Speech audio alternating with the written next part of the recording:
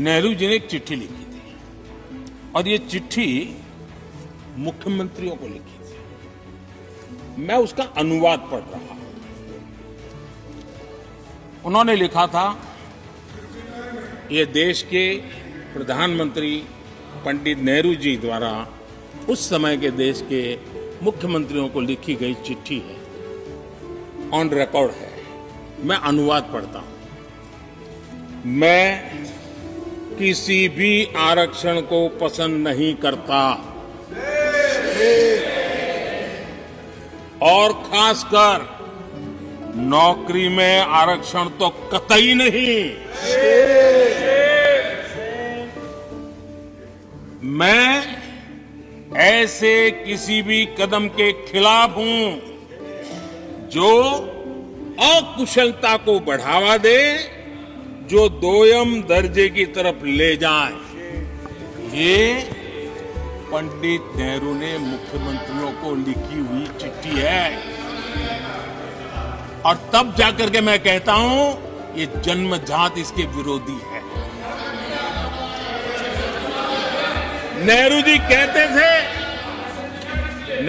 कहते थे अगर एससी, एसटी, ओबीसी को नौकरियों में आरक्षण मिला तो सरकारी काम का स्तर गिर जाएगा।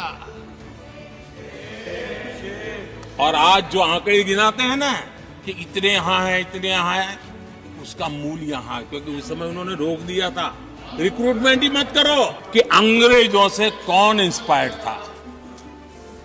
मैं तो ये तो नहीं पूछूंगा कि कांग्रेस पार्टी को जन्म किसने दिया था, ये तो मैं नहीं पूछूंगा। आजादी के बाद भी देश में गुलामी की मानसिकता को किसने बढ़ावा दिया। अगर आप अंग्रेजों से प्रभावित नहीं थे तो अंग्रेजों की बनाई दंड संहिता, पिनल कोड, आपने क्यों नहीं बदली।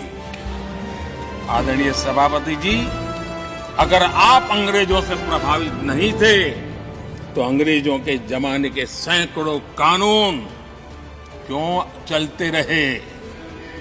आप अगर अंग्रेजों से प्रभावित नहीं थे तो लाल बत्ती कल्चर, ये लाल बत्ती कल्चर इतने दशकों बाद भी क्यों चलता है। अगर आप अंग्रेजों से प्रभावित नहीं थे तो भारत का बजट शाम को 5 बजे इसलिए आता था क्योंकि ब्रिटिश पार्लियामेंट का सुबह शुरू होने का समय होता था।